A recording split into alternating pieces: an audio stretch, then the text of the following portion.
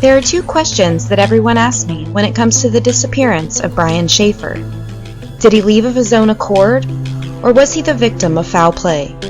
Through our investigation, we are hoping to find answers to those questions. I am your host, Kelly Bruce, and this is Brian Shaffer, Dead or Alive. Many of you may already know me from my other podcast, Missing in Ohio, or from a podcast called Comeback, The Disappearance of Brian Shaffer. Comeback was an investigative series into Brian's disappearance, but sadly Nick and I had to go our separate ways. My investigation didn't end with Comeback, and as they say, the show must go on.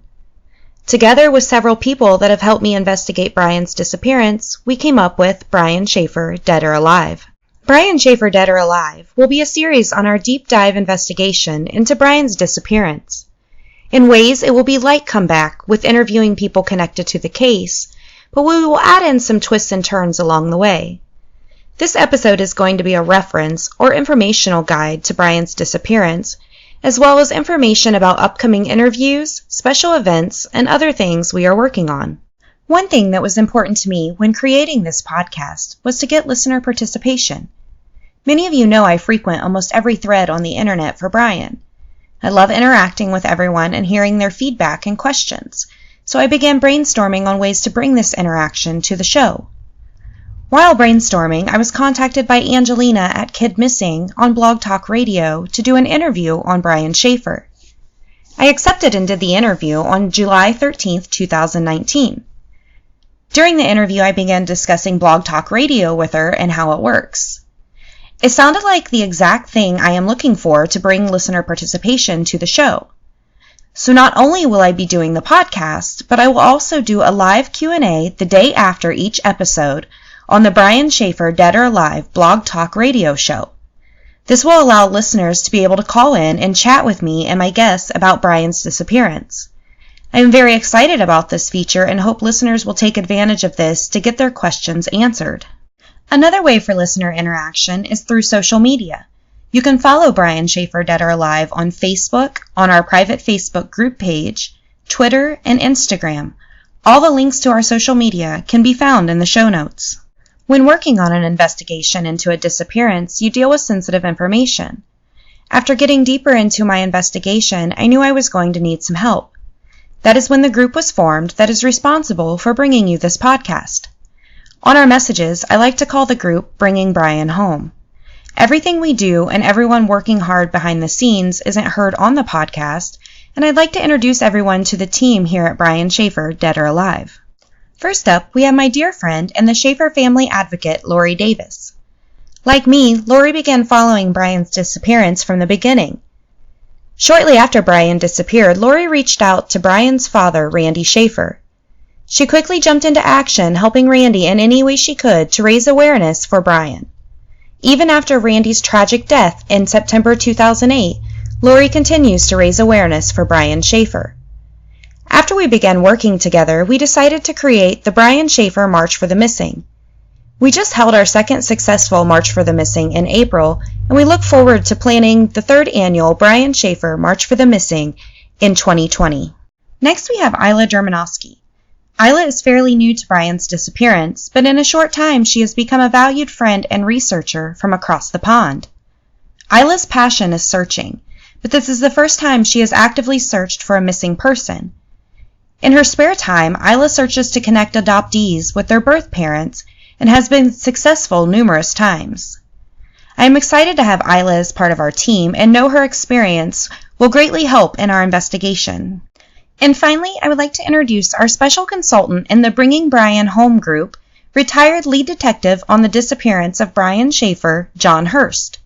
Since John's retirement, we have begun speaking regularly and have decided to work together to solve Brian's disappearance. John brings a wealth of knowledge and facts on Brian's disappearance that is already proven to be vital if we ever want answers as to what happened to Brian Shaffer. You will be hearing from our Bringing Brian Home group on various episodes throughout the series. But in the meantime, feel free to go to our Brian Shaffer Dead or Alive social media pages and give them all a shout out for their hard work. That's enough about us. Let's get into the reason we are all here, the disappearance of Brian Shaffer. Brian Randall Shaffer, a second-year medical student at The Ohio State University, is a missing adult from Columbus, Ohio. Brian was last seen on April 1st, 2006 on CCTV outside the Ugly Tuna Saloona at 1:55 a.m. He was 27 years old at the time of his disappearance and would be 40 years old today. Brian is a white male that is approximately 6 foot 2 inches tall and 170 pounds with brown hair and hazel eyes. He was last seen wearing an olive green polo shirt with a long sleeve white shirt underneath, denim jeans, and white tennis shoes. He was also wearing a yellow cancer awareness bracelet. Brian has a black spot on his left iris and a Pearl Jam stickman tattoo on his upper right arm. If you have any information on the disappearance of Brian Shaffer, please contact the Columbus Police Department at 614-645-4545. I mentioned earlier, this is going to be an informative episode, and to keep from repeating things in several episodes, I am now going to give you a detailed timeline of the events for Brian Shaffer on March 31st, 2006, until 1:55 a.m. on April 1st, 2006. Brian began his evening by having dinner with his father at Outback Steakhouse in Reynoldsburg, Ohio. According to his father, Randy, Brian seemed tired from finals, but nothing seemed out of the ordinary. After dinner, Brian went back to his apartment and waited for the arrival of his friend Clint so they could begin their evening. Brian and Clint began their evening by walking to the Ugly Tuna Saloona at approximately 9:30 p.m. At 9:56 p.m., Alexis called Brian. Around 11 p.m., Brian and Clint went to the Short North Tavern. At approximately 11:40, the duo went to Brothers Bar. Around this time, Brian and Clint were joined by a friend of Clint's named Meredith Reed. Meredith then drove the three of them to the Ugly Tuna Saloona, where Clint and Brian began their night. At 1:15 a.m., Brian, Clint, and Meredith are seen arriving at the Ugly Tuna Saloona on CCTV. At 1:55 a.m., Brian is seen on CCTV outside the Ugly Tuna Saloona speaking with two girls, later identified as Amber and Brighton. Brian then walks off camera and has not been seen since. All weekend, Alexis called Brian's phone as normal, but didn't get an answer. Even though him not answering Saturday bothered her, she just suspected Brian had drank a little too much the night before and would answer when he woke up.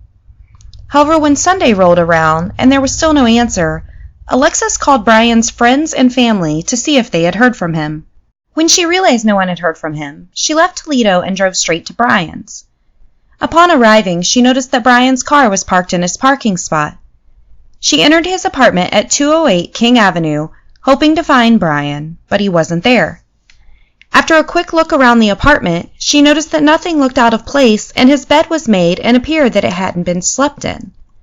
Fearing the worst, she called Brian's family again and they all began looking for Brian. After some phone calls, they quickly realized no one had heard or seen him since Friday night when he went out with his friend Clint. Even though some of the family thought Brian was just taking a break and would return, other family members knew this was out of character for Brian and began to search for him. His family searched around his apartment and quickly made their way to the campus area bars where Brian was last seen. While out searching, they left no stone unturned, even searching dumpsters all around the area, thinking he could have gotten in a fight or been injured and tossed into a dumpster.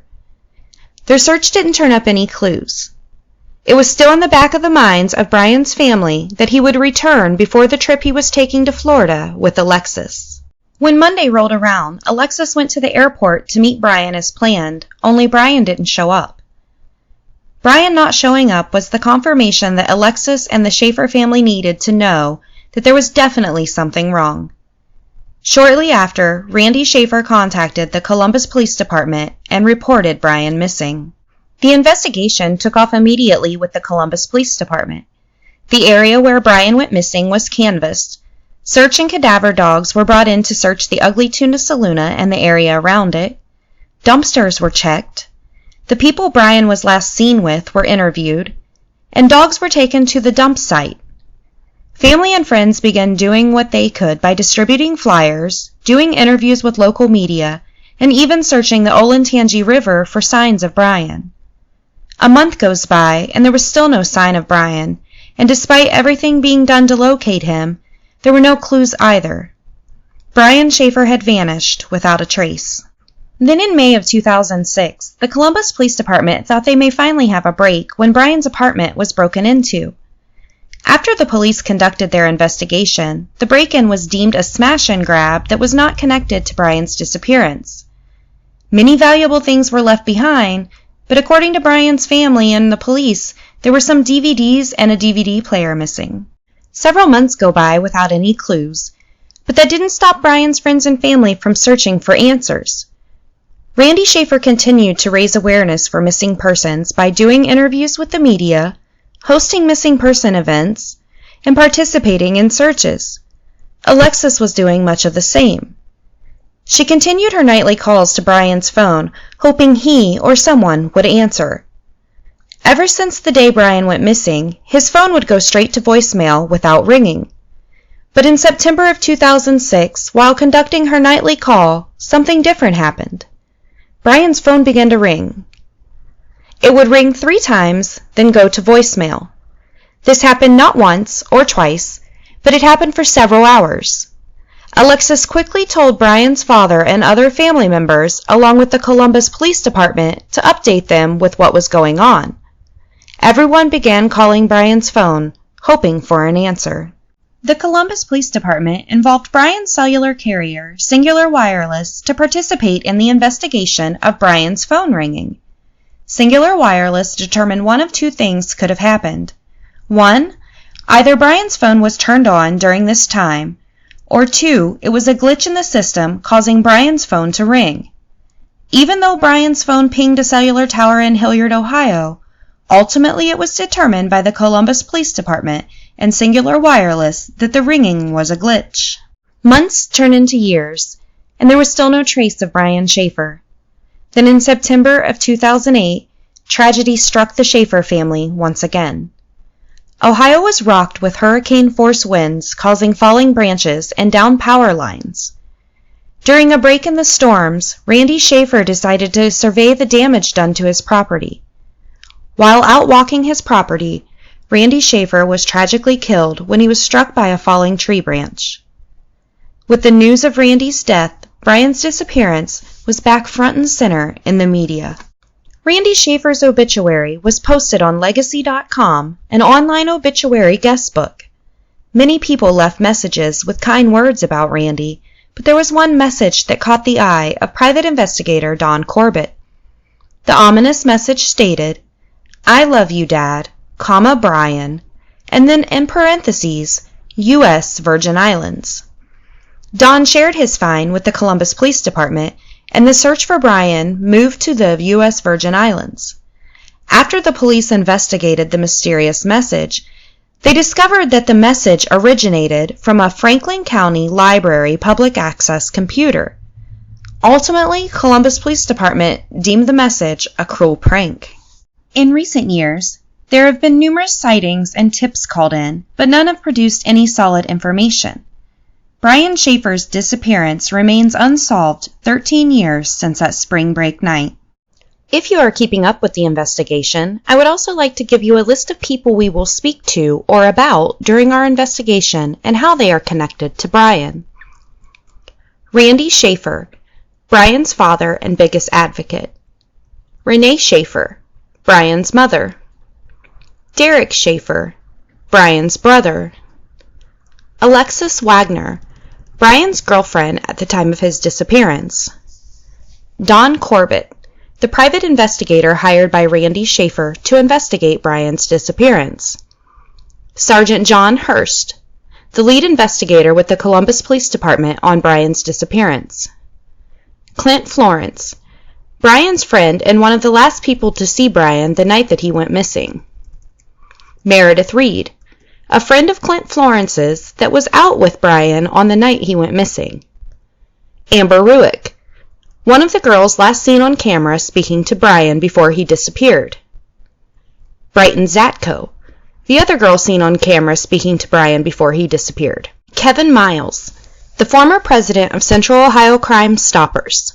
Kevin became involved very early on in Brian's disappearance. He stood beside Randy every step of the way in his search for Brian. Kevin and Randy became best friends, and Kevin even gave the eulogy at Randy's funeral. Last year, Kevin lost his battle with cancer, and right up until the end, he was searching for answers as to what happened to Brian Shaffer. Brian Shaffer, Dead or Alive, Chapter 1 will start at the beginning with the person at the center of this investigation, Brian Shaffer. We not only will dig into his disappearance, but we will also dig into his life.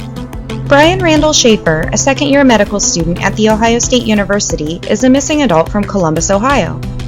Brian was last seen on April 1, 2006 on CCTV outside the Ugly Tuna Saloon at 1:55 a.m. He was 27 years old at the time of his disappearance and would be 40 years old today.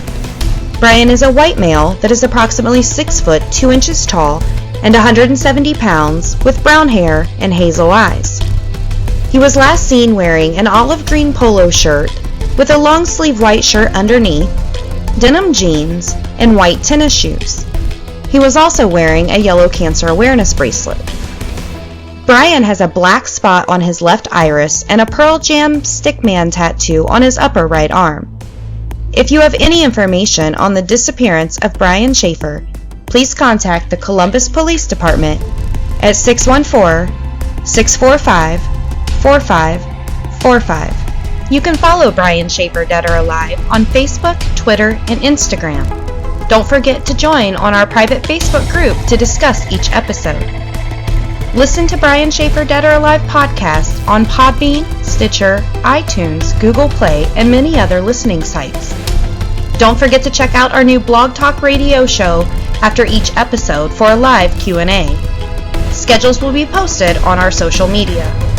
Thank you for listening to Brian Shaffer Dead or Alive.